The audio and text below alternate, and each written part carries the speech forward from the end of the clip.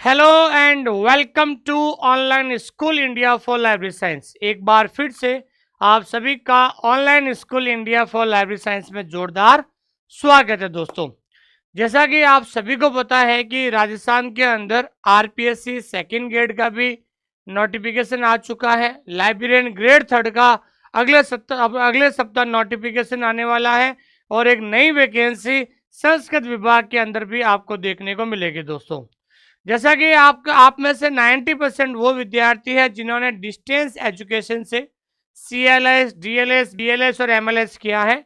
इसके लिए आप में से बहुत सारे विद्यार्थियों को थोड़ा सा ये नहीं पता है कि वास्तव में लाइब्रेरी साइंस जैसे सब्जेक्ट को कैसे पढ़े, कहाँ से पढ़े, नोट्स किस प्रकार बनाए, इसका एक सिस्टम क्या होता है पढ़ने का। तो मैं आप लोगों के लिए जो है बेसिक क्लास लेकर आया हूँ दोस्तों। जैसा कि मैंने आपसे वादा किया था कि मैं आपके लिए 10 बेसिक क्लास लाऊंगा। अगर जो विद्यार्थी 10 बेसिक क्लास ले लेगा, 10 बेसिक क्लास देखकर नोट्स बना लेगा अपने रजिस्टर में, तो समझ लीजिए उसको ये पता चल जाएगा कि लाइब्रेरी साइंस को कैसे पढ़ा जाता है। तो ये आज की नवी 9th बेसिक क्लास है।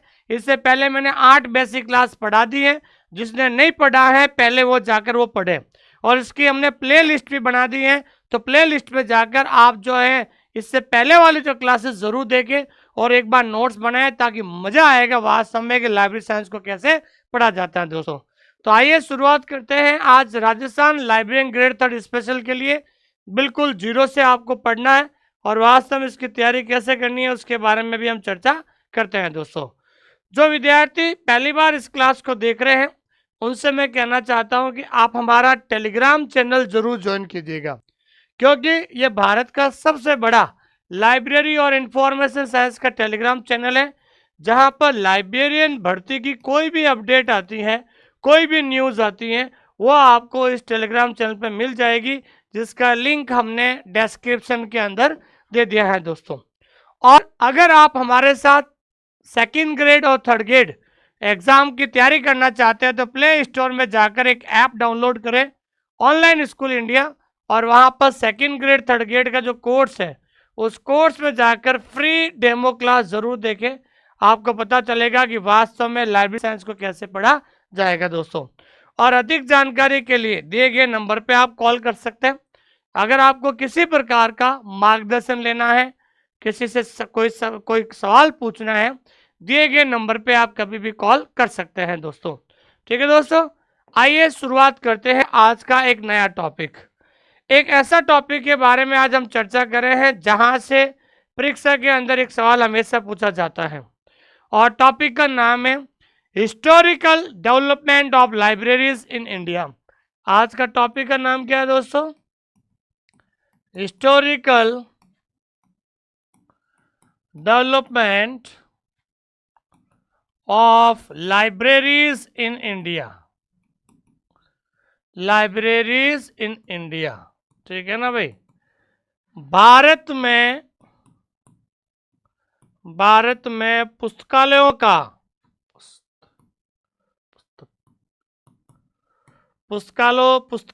का ऐतिहासिक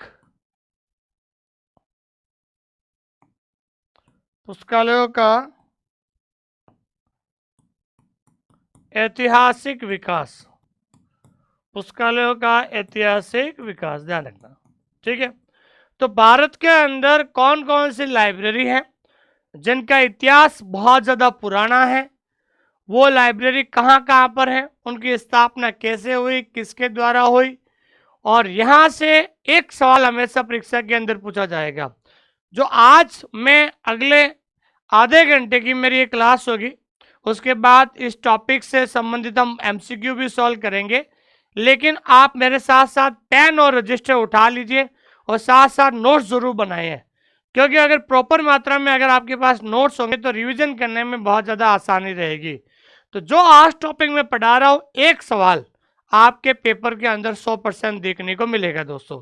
ठीक है दोस्तों, तो आज का जो टॉपिक है historical development of libraries in India, कि भारत में पुस्तकालय का क्या ऐतिहासिक विकास रहा है, क्या ऐतिहासिक जो है स्थिति रही है, कौन कौन से भारत में सबसे पुराने लाइब्रेरी हैं दोस्तों, उसके बारे में आज हम चर्चा करेंगे दोस्तों। तो सबसे पहले एक लाइब्रेरी के बारे में आज हम चर्चा करते हैं, वो है सरस्वती महल लाइब्रेरी। उसका नाम क्या है दोस्तों? सरस्वती महल लाइब्रेरी। ठीक है ना। सबसे पहले आज हम कौन सी लाइब्रेरी के बारे में बात करते हैं दोस्तों? सरस्वती महल पुस्तकालय के बारे में। ठीक है, तो सरस्वती महल लाइब्रेरी, सरस्वती महल पुस्तकालय के बारे में आज चर्चा करेंगे। ये सवाल कई बार परीक्षा के अंदर पूछा जाता है कि सरस्वती महल लाइब्रेरी कहाँ पर है, सरस्वती महल लाइब्रेरी का स्थापना कब हुई, इसे पब्लिक के लिए कब खोला गया था, तमाम ऐसे बहुत सारे क्वेश्चन है इसके बारे में पूछा जाता है। तो पहला सवाल आपके सामने ये है कि ये सरस्वती महल कहाँ पर, ये सरस्वती महल लाइब्रेरी कहाँ पर स्थित है? लोकेटेड का मतलब होता है स्थित होना। तो ये स्थित है, एक जगह है जिसका नाम है तंजौर। ये तंजौर कौन से राज्य में है दोस्तों? तमिलनाडु में। कहाँ पर है दोस्तों? तमिलनाडु में।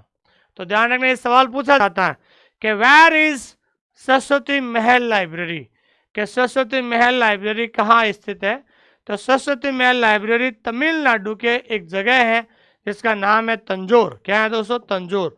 तंजौर जगह पर यह सरस्वती महल जो है लाइब्रेरी स्थित है, ध्यान रखना। और it is the one of the oldest libraries in India. ठीक है, इन इंडिया। ये भारत में जितनी भी पुरानी लाइब्रेरी है उन पुरानी लाइब्रेरी में से ये एक लाइब्रेरी है दोस्तों। ठीक है, उसके बाद हम बात करते हैं कि इसकी जो स्थापना है, क्या है दोस्तों? स्थापना, एस्टेब्लिशमेंट। ठीक है ना। इसकी जो स्थापना है, स्थापना किसके द्वारा की गई थी?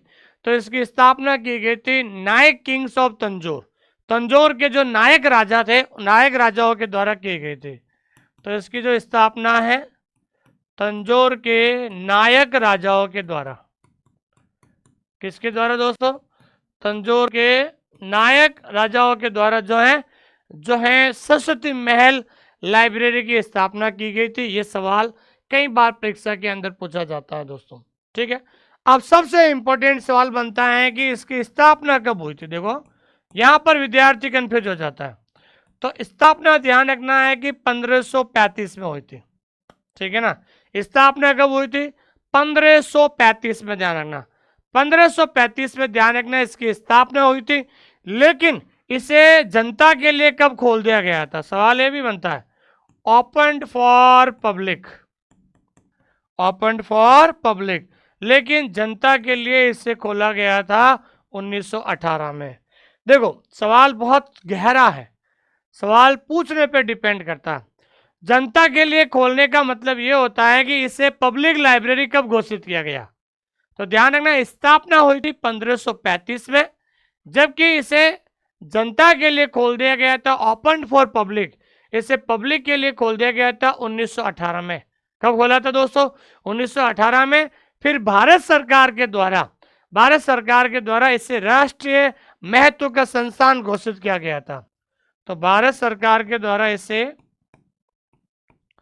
राष्ट्रीय महत्व का संस्थान, ठीक है ना, जिसे अंग्रेजी में कहते हैं इंस्टीट्यूट ऑफ नेशनल इंपॉर्टेंस। अंग्रेजी में क्या कहते हैं? Institute of national importance.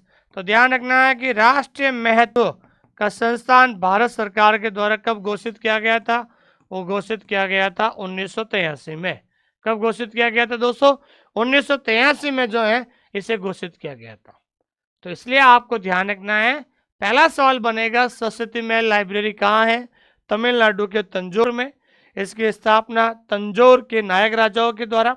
स्थापना कब हुई? 1535 में हुई। और इसे जनता के लिए कब खोला गया? 1918 में खोला गया। और इसे राष्ट्रीय महत्व का संस्थान भारत सरकार के द्वारा इसे कब दिया गया था? 1983 में दिया गया था। ठीक है ना।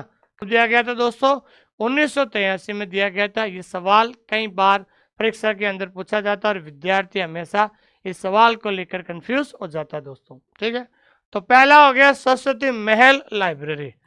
एक कंफ्यूजन बहुत ज्यादा होता है, एक तो सरस्वती महल लाइब्रेरी है और दूसरा है सरस्वती भवन लाइब्रेरी। ठीक है ना। क्या है दोस्तों? सरस्वती भवन लाइब्रेरी। इन दोनों में इतना कंफ्यूज हो जाता है, ये अभी यूजीसी नेट के अंदर पूछा गया था।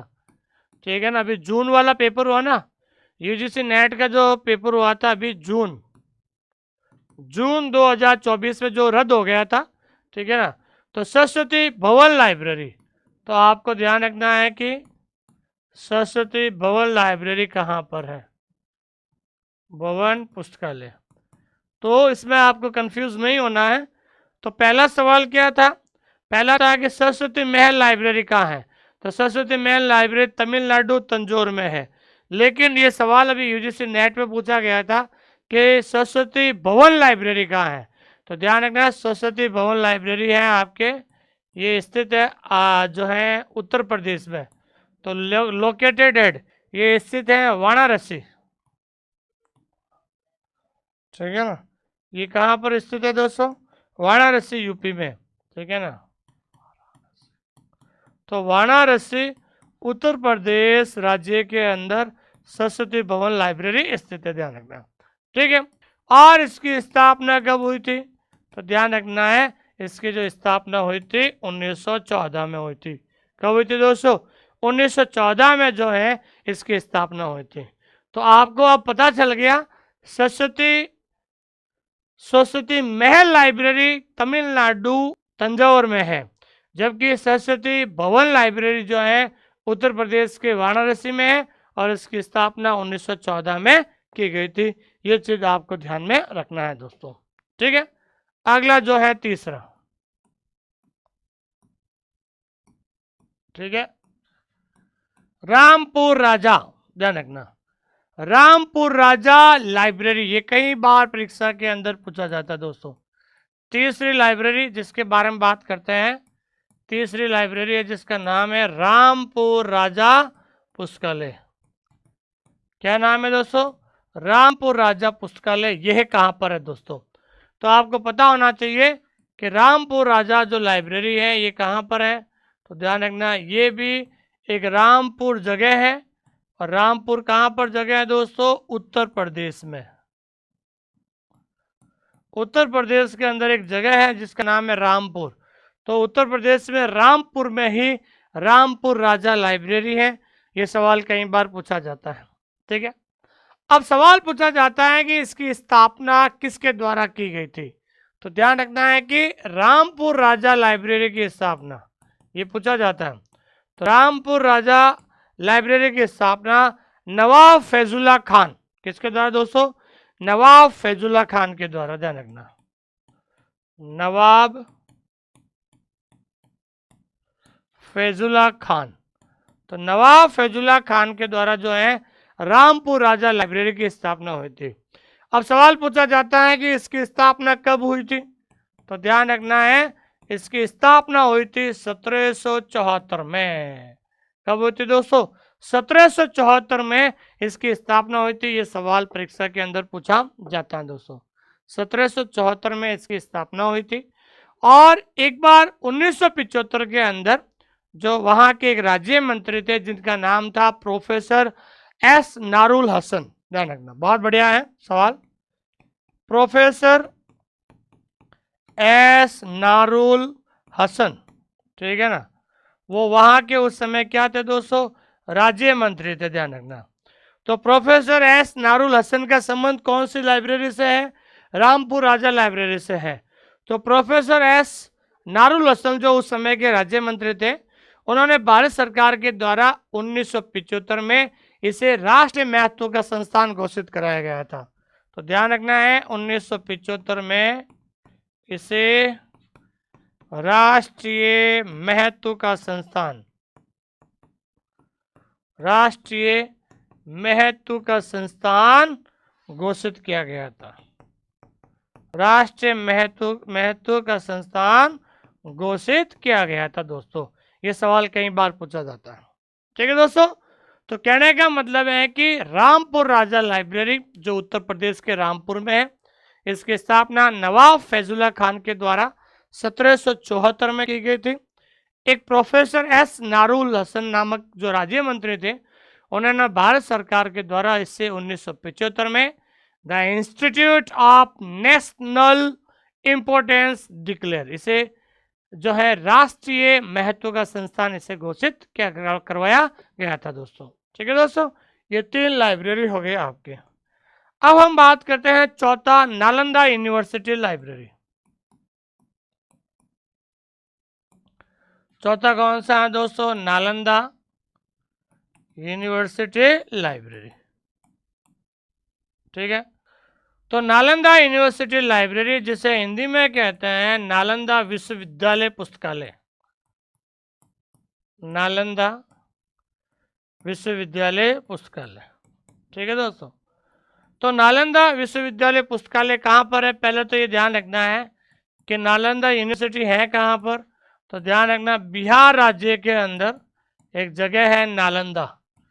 तो बिहार राज्य के अंदर जो जगह है नालंदा, वो नालंदा में ये नालंदा यूनिवर्सिटी है। उस यूनिवर्सिटी के अंदर ये लाइब्रेरी है। ठीक है, अब सवाल पूछा जाता है कि नालंदा यूनिवर्सिटी के अंदर जो एक लाइब्रेरी है, उस लाइब्रेरी को किसके द्वारा ओपन किया गया था? ओपन का मतलब होता है खोलना, ध्यान रखना। तो नालंदा यूनिवर्सिटी लाइब्रेरी को ओपन किया गया था, खोला गया था किसके द्वारा? राजा दवापाल के द्वारा, ध्यान रखना, दवापाल। ठीक है ना, राजा दवापाल के द्वारा 600 ईस्वी में। कब दोस्तों? 600 ईस्वी में, ध्यान रखना। 600 ईस्वी के अंदर राजा दवापाल के द्वारा जो है इस लाइब्रेरी को खोला गया था। ये सवाल कई बार परीक्षा के अंदर पूछा जाता है। और नालंदा के अंदर जो लाइब्रेरी थी, उस लाइब्रेरी का नाम क्या था? Name of the library. Nalanda के उसके अंदर जो लाइब्रेरी थी, लाइब्रेरी का नाम क्या था? उस लाइब्रेरी का नाम था लाइब्रेरी धर्मगंज। क्या नाम था दोस्तों? धर्मगंज। तो ध्यान रखना, नालंदा यूनिवर्सिटी के अंदर जो लाइब्रेरी थी, उस लाइब्रेरी का नाम क्या था दोस्तों? धर्मगंज था। क्या था दोस्तों? धर्मगंज। ये सवाल कई बार पूछा जाता है।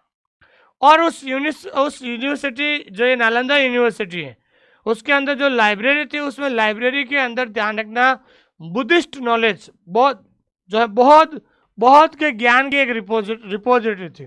इसके अंदर क्या था दोस्तों? Buddhist knowledge. क्या था दोस्तों? बुद्धिस्ट नॉलेज, जिसे हिंदी में कहते हैं बौद्धिक ज्ञान। तो यहाँ पर जो है ना, सबसे ज्यादा जो है बौद्धिक नॉलेज का एक रिपोजिटरी थी। बौद्धिक ज्ञान का यहाँ पर क्या था दोस्तों? रिपोजिटरी थी, ध्यान रखना। और सबसे बड़ी बात है कि उस जमाने में यहाँ पर एक चीनी यात्री आया था, हैंसांग। क्या नाम है दोस्तों? हैंसांग। और इस यूनिवर्सिटी के अंदर जो लाइब्रेरी है, उसकी यात्रा करने के लिए एक चीनी यात्री आया था, जिसका नाम है हैंसांग। क्या नाम है दोस्तों? हैंसांग, ध्यान रखना। तो हैंसांग नामक जो चीनी यात्री जो है, वो नालंदा यूनिवर्सिटी लाइब्रेरी को विजिट करने के लिए वहां से आया था दोस्तों।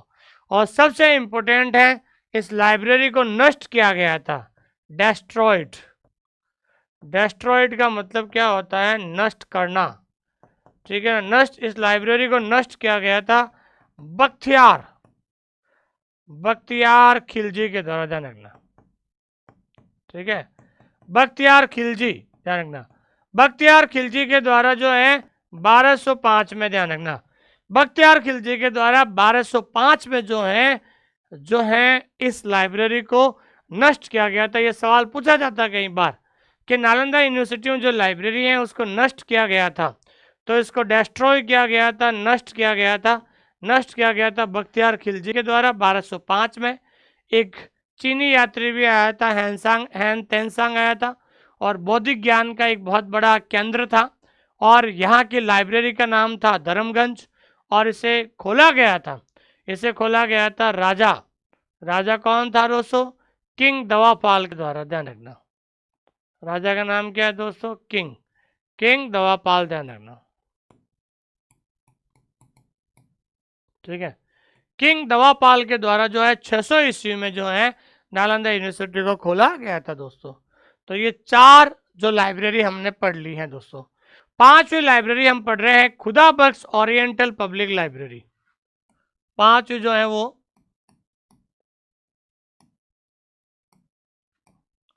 खुदा बख्श ओरिएंटल पब्लिक लाइब्रेरी। क्या है दोस्तों? खुदा बख्श ओरिएंटल पब्लिक लाइब्रेरी। तो मैं बताना चाहता हूं खुदा बख्श ओरिएंटल सार्वजनिक पुस्तकालय, सार्वजनिक पुस्तकालय ध्यान रखना। तो खुदा बख्श ओरिएंटल पब्लिक लाइब्रेरी, ये सवाल कई बार पूछा जाता है। तो ये खुदा बख्श ओरिएंटल लाइब्रेरी कहाँ पर है दोस्तों? तो ध्यान रखना ये पटना बिहार के अंदर है। कहाँ पर है दोस्तों? पटना बिहार के अंदर है। तो बिहार की राजधानी पटना में जो है खुदा बख्श ओरिएंटल पब्लिक लाइब्रेरी है। इसकी स्थापना की गई थी खान बहादुर खुदा बख्श, किसके द्वारा दोस्तों? इसकी स्थापना की गई थी, इसकी स्थापना की गई खान बहादुर खुदा बख्श। तो इसकी जो स्थापना है, इसकी स्थापना की गई थी खान बहादुर खुदा बख्श के द्वारा जो है इसकी स्थापना की गई थी। ये सवाल कई बार पूछा जाता हूँ कि खुदा बख्श ओरिएंटल पब्लिक लाइब्रेरी कहाँ है? तो खुदा बख्श ओरिएंटल पब्लिक लाइब्रेरी पटना में है। इसकी स्थापना खुदा बख्श खान बहादुर खुदा बख्श के द्वारा की गई थी। और इसका जो उद्घाटन है तो बंगाल के जो तत्कालीन राज्यपाल थे जिसका नाम था सर चार्ल्स इलियट, ध्यान रखना। इसका जो उद्घाटन है, इनॉग्रेशन है, इनॉग्रेशन किया गया था सर चार्ल्स इलियट के द्वारा। सर चार्ल्स इलियट के द्वारा, जो क्या थे? बंगाल के तत्कालीन राज्यपाल थे। बंगाल के क्या थे दोस्तों? तत्कालीन राज्यपाल थे, ध्यान रखना जी। बंगाल के तत्कालीन राज्यपाल थे, उनके द्वारा इसका उद्घाटन किया गया था। अब दो सवाल बनते हैं, इसकी स्थापना कब की गई? तो स्थापना की गई थी 1891 में, ठीक है ना। तो इसकी स्थापना की गई थी 1891 में। कब की गई थी दोस्तों?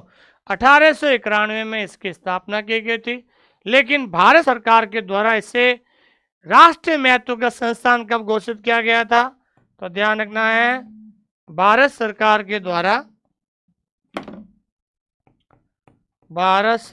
द्वारा इसे राष्ट्रीय महत्व का संस्थान,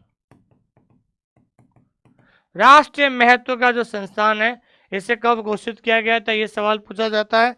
तो स्थापना 1891 में, लेकिन राष्ट्रीय महत्व का संस्थान जो है 1969 में, ठीक है ना। कब किया गया था दोस्तों? 1969 में जो है इसे राष्ट्रीय महत्व का संस्थान घोषित किया गया था दोस्तों, ठीक है दोस्तों। तो ये सवाल कई बार पूछा जाता है कि भाई खुदा बख्श ओरिएंटल पब्लिक लाइब्रेरी है जो कहाँ पर है? पटना बिहार में है। इसकी स्थापना खान बहादुर खुदा बख्श के द्वारा, इसका जो उद्घाटन है सर चार्ल्स इलियट बंगाल के तत्कालीन राज्यपाल थे। स्थापना 1891 में था, लेकिन भारत सरकार के द्वारा इसे राष्ट्रीय महत्व का संस्थान 1969 में घोषित किया गया था दोस्तों, ठीक है ना भाई। ये सवाल कई बार पूछा जाता है। तो 5 लाइब्रेरी हो गई हैं। अब छठी हम लाइब्रेरी पढ़ते हैं, Nehru memorial and museum library. Nehru memorial and museum library. क्या है दोस्तों? Nehru memorial and museum library. क्या है दोस्तों? Nehru memorial and museum library, ध्यान रखना। तो Nehru memorial and museum library कहाँ पर है? तो आपको बता देता हूँ कि Nehru memorial and museum library जो है ये कहाँ पर स्थित है दोस्तों? ये स्थित है लोकेटेड एट 1964, 1964 में जो है, सॉरी ये नई दिल्ली के अंदर स्थित है, ठीक है ना। ये स्थित कहाँ पर है दोस्तों? ये ध्यान रखना है, नई दिल्ली के अंदर ये स्थित है। और इसकी जो स्थापना है, इसकी स्थापना कब हुई थी दोस्तों? 1964 में। इसकी जो स्थापना कब हुई थी? 1964 में हुई थी। लेकिन पिछले साल 2023 में हम जब 77वां हम स्वतंत्रता दिवस मना रहे थे, उस समय जो है इसका नाम चेंज कर दिया गया था। इसका नाम चेंज कर दिया गया, रखा गया prime minister museum and library society, इसका नया नाम क्या है दोस्तों? प्राइम मिनिस्टर जी, इसका नया नाम है दोस्तों प्राइम मिनिस्टर। ध्यान रखना, बहुत अच्छा सवाल है। Prime minister museum and library society, prime minister museum and library society, ध्यान रखना, ठीक है। तो prime minister museum and library society जो है इसका नया नाम है, जो अभी जो है 2023 में, ध्यान रखना, ये नया नाम जो है 2023 में, जब हम 77वां जो है स्वतंत्रता दिवस मना रहे थे। क्या मना रहे थे दोस्तों? स्वतंत्रता दिवस मना रहे थे। वहां पर जो है उस उपलक्ष्य पर 2023 में इसका नया नाम रखा गया था, prime minister museum and library society. क्या था? Prime minister museum and library society रखा गया था दोस्तों। ठीक है दोस्तों, तो इस प्रकार से आज हमने जितने भी लाइब्रेरी हैं भारत में, जितने भी पुरानी लाइब्रेरी है, उन पुरानी लाइब्रेरी के बारे में चर्चा की थी दोस्तों। ठीक है, तो आप सभी लोगों से निवेदन ये है कि इनका नोट्स जरूर बनाएं दोस्तों, क्योंकि अगर इनका नोट्स बनाओगे आप तो आपको रिवीजन करना आसान हो जाएगा दोस्तों। ठीक है, अब हम कुछ इंपॉर्टेंट क्वेश्चन सॉल्व करेंगे, लेकिन उससे पहले मैं आपको बताना चाहता हूं कि जो भी विद्यार्थी जिसने ये सपना देखा है राजस्थान लाइब्रेरियन ग्रेड 3 बनने का, राजस्थान वालों के लिए तो शानदार जो है वैकेंसी आ रही है। 5 लाइब्रेरियन की वैकेंसी आ चुकी है।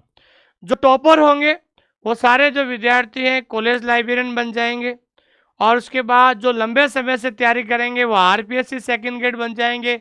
बाकी के बचे हुए जो है थर्ड ग्रेड बन जाएंगे, संस्कृत विभाग में बन जाएंगे, और संस्कृत विभाग की कॉलेज लाइब्रेरियन बन जाएंगे। तो राजस्थान वालों के लिए तो 2024 और 25 एक ऐसा स्वर्ण काल है जो आज तक पहले आया था ना पहले आएगा।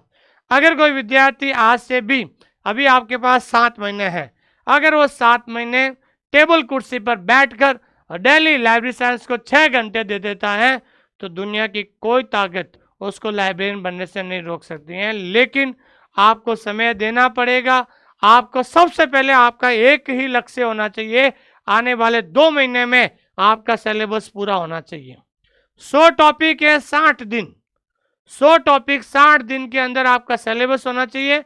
6 रजिस्टर उठा लीजिए, एक एक टॉपिक का बढ़िया सा नोट्स बनाए। तो 2 महीने में अगर आपका सिलेबस पूरा हो जाएगा तो समझ लीजिए 5 महीने के अंदर केवल आपको revision, mega test revision, topic by test revision और पार्ट बाय टेस्ट देना है। इससे आपके अंदर एक कॉन्फिडेंस बढ़ेगा, एक आत्मविश्वास जागेगा दोस्तों। ये सबसे इंपॉर्टेंट बात है, ध्यान रखना। ये कई बार परीक्षा के अंदर मैं आपको बार बार कहता हूं दोस्तों। और जब तक लिखोगे नहीं तब तक सीखोगे नहीं, क्योंकि दोस्तों आपको पता है कि आपके सिलेबस में पेपर 1 भी है और पेपर 2 भी है। तो आपको पता है कि पेपर 1 के अंदर भी 100 क्वेश्चन आते हैं, 200 नंबर का होगा। तो मैं बताना चाहता हूं पेपर 1 की जो पीडीएफ है, पेपर 1 की पीडीएफ आपको मिल जाएगी, क्योंकि अब आपको थोड़ा स्मार्ट स्टडी करना पड़ेगा। स्मार्ट स्टडी का मतलब ये हो दोस्तों कि पेपर 1 क्या है कि जनरल कंपटीशन है, राजस्थान जीके, इंडिया जीके सब पढ़ते हैं, साइकोलॉजी वगैरह। तो आपको पहला पेपर का एक शब्द लिखने की जरूरत नहीं है, हम आपको सारी पीडीएफ उपलब्ध करा देंगे। उसका प्रिंट आउट निकालो और ऐप के अंदर जो टीचर पढ़ा रहे, जो टॉपिक पढ़ा रहे, वो टॉपिक आप वीडियो से समझ लीजिए। कोई नई चीज़ है तो उसमें नोट डाउन कर लीजिए। आपने थ्योरी पढ़ी, थ्योरी पढ़ने के बाद उस जो टॉपिक आपने पढ़ा है वो थ्योरी आपने पढ़ ली। थ्योरी पढ़ने के बाद उस टॉपिक के जो है एमसीक्यू सॉल्व कर दीजिए। मार्केट के अंदर बहुत सारी किताबें आती हैं जिसके अंदर टॉपिक वाइज एमसीक्यू दिए हुए होते हैं। तो थ्योरी पढ़ने के बाद एमसीक्यू सॉल्व कर लीजिए, आपका पहला पेपर आपको जो है आराम से हो जाएगा। तो सीधा पहला पेपर में तो आपको सीधा रिवीजन शुरू करना है। अब बात हो रही है दोस्तों सेकंड पेपर की, ठीक है ना। सेकंड पेपर एक बहुत इंपॉर्टेंट रोल प्ले करेगा, और सेकंड पेपर है लाइब्रेरी और इंफॉर्मेशन साइंस का, जिसमें 6 पार्ट कह सकते हैं या 6 यूनिट कह सकते हैं। हालांकि आपके सिलेबस से 5 यूनिट मैंने एक्स्ट्रा पढ़ाया है। तो इसमें आपको क्या करना होगा, 6 रजिस्टर लेना, ध्यान रखना। 6 रजिस्टर लेना होगा और आपको हैंड रिटन नोट्स बनाने होंगे। क्या बनाने होंगे दोस्तों? हैंड रिटन नोट्स बनाना होगा। मैं हैंड रिटन नोट्स इसलिए बनाने के लिए कह रहा हूँ, ये नोट्स जो है, जो एक बार आपको बनाने में लगेंगे टाइम, 2 महीने के अंदर आप 100 टॉपिक है, रोज का 2 टॉपिक लिखता है तो 50 दिन में आपका पूरा हो जाएगा सिलेबस, 60 दिन में हो जाएगा पूरा। लेकिन ये जो नोट्स आप लिख रहे हो ना, ये आरपीसी सेकंड ग्रेड के लिए भी काम आएंगे, ये राजस्थान थर्ड ग्रेड के लिए भी काम आएंगे, ये राजस्थान संस्कृत विभाग में भी काम आएंगे दोस्तों। तो इसलिए हम आप लोगों को 2 बार पढ़ाते हैं, एक बार हम रिकॉर्डेड पढ़ाते हैं, फिर उसी को हम लाइव एमसीक्यू पढ़ाते हैं, ताकि आपका जो टॉपिक है वो 100% क्लियर हो जाए। फिर हम टेस्ट सीरीज भी देते हैं, topic by test series, part wise test series और मेगा टेस्ट, जिससे आपके अंदर क्या आए दोस्तों, कॉन्फिडेंस आए। क्या है दोस्तों, कॉन्फिडेंस आए दोस्तों। ठीक है दोस्तों, तो आप बिल्कुल एक एक टॉपिक का नोट्स बनाएं ताकि आपको बहुत बढ़िया सा क्लियर हो जाएगा दोस्तों। देखिए पहला सवाल आपके सामने, जल्द देखिए।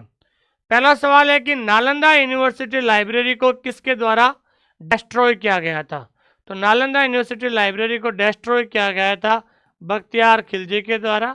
और कब किया गया था? 1205 में। ठीक है ना, 1205 में जो है बख्तियार खिलजी के द्वारा जो है नालंदा यूनिवर्सिटी लाइब्रेरी को नष्ट किया गया था। ठीक है, फिर उसके बाद अगला सवाल है कि खुदा बख्श ओरिएंटल पब्लिक लाइब्रेरी जो पटना में है, अक्टूबर में जनता के लिए खोल दिया गया था। तो ध्यान रखना है, जनता के लिए कब खोला गया था, यह उसकी स्थापना कब हुई थी? तो आपको पता है कि खुदा बख्श की जो स्थापना है 1891 में हुई थी, ध्यान रखना। अगला सवाल है कि खुदा बख्श ओरिएंटल पब्लिक लाइब्रेरी पटना कौन से वर्ष में संसद के अधिनियम द्वारा राष्ट्रीय महत्व का संस्थान घोषित किया गया था? स्थापना 1891 में हुई थी, लेकिन इसे राष्ट्रीय महत्व का क्या कह सकते हैं कि संस्थान कब घोषित किया गया था? तो राष्ट्रीय महत्व का जो संस्थान है वो 1969 में घोषित किया गया था, ये ध्यान रखना। अब ध्यान रखना है कि यहाँ पूछा है सरस्वती महल। तो सरस्वती महल जो है ना वो कहाँ पर है दोस्तों? तंजौर तमिलनाडु। अगर वहां पर महल की जगह भवन आ जाता है कि सरस्वती भवन पुस्तकालय कहाँ है, तो वो सरस्वती भवन पुस्तकालय जो है वाराणसी उत्तर प्रदेश के अंदर है, ध्यान रखना। इसमें यहाँ पर 90% विद्यार्थी कंफ्यूज हो जाते हैं। सरस्वती महल लाइब्रेरी और सरस्वती भवन लाइब्रेरी के बीच में बहुत सारे विद्यार्थी कंफ्यूज हो जाते हैं दोस्तों। रामपुर राजा लाइब्रेरी की स्थापना किसके द्वारा की गई थी? तो रामपुर राजा लाइब्रेरी की स्थापना की गई नवाब फैजुल्ला खान के द्वारा। किसके द्वारा दोस्तों? नवाब फैजुल्ला खान के द्वारा जो है इसकी स्थापना की गई थी। ये कई बार परीक्षा के अंदर सवाल बनता है दोस्तों। ठीक है दोस्तों, ये चीज आपको ध्यान में रखना है। अगला सवाल है निम्नलिखित में से रामपुर राजा लाइब्रेरी उत्तर प्रदेश से कौन संबंधित है? तो ये प्रोफेसर एस नरूल हसन जो है, प्रोफेसर एस नरूल हसन जो है, ये जो है ना ये उत्तर प्रदेश में राजा रामपुर राजा लाइब्रेरी से संबंध है। उस समय एक राज्य मंत्री थे और 1975 में इन्होंने भारत सरकार के द्वारा रामपुर राजा लाइब्रेरी को national institute of national importance, राष्ट्रीय महत्व का संस्थान घोषित करवाया था दोस्तों। ठीक है दोस्तों जी। और देखिए दोस्तों, अभी हाल ही में राजस्थान जो हाईकोर्ट जोधपुर का एग्जाम हुआ था और राजस्थान हाईकोर्ट जोधपुर के अंदर केवल 34 पोस्ट थी। पूरे भारत से विद्यार्थी एग्जाम देने के लिए आए थे, लेकिन 34 में से 10 से ज्यादा बच्चे जो हमारे ऑनलाइन स्कूल इंडिया से जिनका यहाँ पर सिलेक्शन हुआ था। और पिछली बार राजस्थान के अंदर सबसे शानदार रिजल्ट हमने दिया था। जो टॉपर रही थी नैना सैनी रही थी और हमारे यहाँ से 120 प्लस विद्यार्थियों का सिलेक्शन हुआ था। तो ऑनलाइन स्कूल इंडिया एक ऐसा प्लेटफॉर्म है, रिजल्ट देने के साथ साथ हम बहुत शानदार कंटेंट भी देते हैं। हमारा बाइलिंगुअल कंटेंट रहता है, 3 प्रकार की टेस्ट सीरीज देते हैं और हम 2 बार पढ़ाते हैं recorded plus live MCQ batch, ताकि आपका एक एक टॉपिक क्लियर हो जाए। और मैं चाहता हूं कि 2 बार पढ़ने के बाद विद्यार्थी जो है वो आराम से जो है क्या कर सकता है, कंपटीशन पास कर सकता है। और हमारा जो सेकंड ग्रेड थर्ड ग्रेड का दोनों कॉम्बो पैक है और इसके साथ टेस्ट सीरीज फ्री है। 1 साल की वैलिडिटी है, ध्यान रखना। वैलिडिटी कितने साल की है दोस्तों? 1 साल की वैलिडिटी है। तो हम 2 बार पढ़ाते हैं। पहले पढ़ाते हैं हम रिकॉर्डेड बैच। हम रिकॉर्डेड बैच इसलिए पढ़ाते हैं ताकि जल्दी जल्दी कोई विद्यार्थी सिलेबस पूरा कर सकते हैं। उसके अंदर हर एक टॉपिक का वीडियो है, वीडियो के नीचे पीडीएफ है और पीडीएफ के नीचे टेस्ट है दोस्तों। तो पहले आप पीडीएफ से नोट्स बना लीजिए, नोट्स बनाने के बाद वीडियो देखिए, वीडियो देखने के बाद टेस्ट दीजिए, आपको 80% टॉपिक क्लियर हो जाएगा। और लाइब्रेरी साइंस आपको क्या मिलेगी दोस्तों, बाइलिंगुअल मिलेगा, हिंदी और इंग्लिश दोनों भाषाओं में देखने को मिलेगा। ठीक है, उसके बाद हमने लाइव एमसीक्यू बैच शुरू किया है। कौन सा बैच शुरू किया दोस्तों, लाइव एमसीक्यू बैच। तो लाइव एमसीक्यू बैच जो है 1 जुलाई 2024 से शुरू किया है। इसके अंदर आपका क्या हो जाता है, उस टॉपिक का रिवीजन हो जाता है और एमसीक्यू सोल्व हो जाता है और आपके डाउट और कंफ्यूजन 100% आपके क्लियर हो जाता है, ताकि आपको किसी प्रकार की कोई प्रॉब्लम नहीं रहेगी दोस्तों। ठीक है दोस्तों, थैंक यू वेरी मच, बहुत बहुत धन्यवाद आप सभी लोगों का कि आपने मुझे इतना प्रेम दिया है। और जो विद्यार्थी जिनको प्रैक्टिस के लिए पुराने पेपर की किताब चाहिए, तो मेरी 3 किताब आती है, जो है वॉल्यूम 1, 2 और 3। ये जो किताब है जिसमें सारे पुराने पेपर आपको मिल जाएंगे। इस किताब को लेने के लिए राजदीप बुक डिपो पर संपर्क कर सकते हैं। अब ये किताब जयपुर में भी मिलती है, ध्यान रखना, जयपुर में टॉक फाटक। अगर आप इस किताब को जोधपुर में राजदीप बुक डिपो मिलेगी और जयपुर में टॉक फाटक में कोई भी दुकान है, पायल बुक डिपो है, कल्याण बुक डिपो है, ठीक है ना, वहाँ जयपुर में भी ऑफलाइन मिलती है। ध्यान रखना, जयपुर में भी ये किताब क्या मिलती है दोस्तों, ऑफलाइन मिलेगी दोस्तों। इस किताब को लेने के लिए एक ऐप डाउनलोड करना पड़ेगा, my book pickup. My book pickup नामक जो ऐप डाउनलोड करना पड़ेगा। और सबसे बड़ी बात यह है, अगर आपको इस किताब का लिंक चाहिए तो आप इस पर मैसेज कर सकते हैं 8949992361, ताकि आपको किसी प्रकार की कोई प्रॉब्लम नहीं रहेगी दोस्तों। ठीक है दोस्तों, थैंक यू वेरी मच, बहुत बहुत धन्यवाद। और इस क्लास से जाते समय मैं ये कहना चाहता हूँ कि इस डिजिटल प्लेटफॉर्म पर जो टॉपिक मैंने पढ़ाया है वो टॉपिक अन्य टीचर से भी पढ़ के देखिए। देखिए, मेरे अलावा बहुत सारे टीचर पढ़ाते हैं। जिस टीचर का कंटेंट या जिस टीचर की भाषा आपको समझ में आती है, उस टीचर के मार्गदर्शन में पढ़ना शुरू कर दीजिए दोस्तों। लेकिन कोर्स लेने से पहले 2 बातें जरूर ध्यान रखना है। पहले उस टीचर के ऐप में जाकर आप डेमो क्लास जरूर देखें, और उसके साथ साथ डेमो क्लास देखने के साथ साथ आपको ध्यान रखना है, अगर आपके मन में किसी प्रकार की कोई प्रॉब्लम है तो उस टीचर से बात कीजिए। अगर आपको मेरे से बात करनी है तो दिए गए नंबर पे आप कभी भी कॉल कर सकते हैं दोस्तों। थैंक यू वेरी मच, बहुत बहुत धन्यवाद आप सभी लोगों का। और आज मुझे खुशी है कि आज पूरे भारत में ऑनलाइन स्कूल इंडिया का परिवार 1,10,000 लाइब्रेरी साइंस के स्टूडेंट का हो चुका है। और सबसे बड़ी बात है कि हमारा टेलीग्राम में 40,000 प्लस जो विद्यार्थी हैं, वो टेलीग्राम चैनल भी एक परिवार बन गया है, जहां पर आपको लाइब्रेरी साइंस की हर एक छोटी मोटी अपडेट आपको मिलती रहेगी दोस्तों। ठीक है दोस्तों, हमारा एक सिद्धांत है, हमारा मार्गदर्शन, आपकी मेहनत, जब ये दोनों मिल जाएगी तो आपकी जीत सुनिश्चित है दोस्तों। थैंक यू वेरी मच, बहुत बहुत धन्यवाद आपका।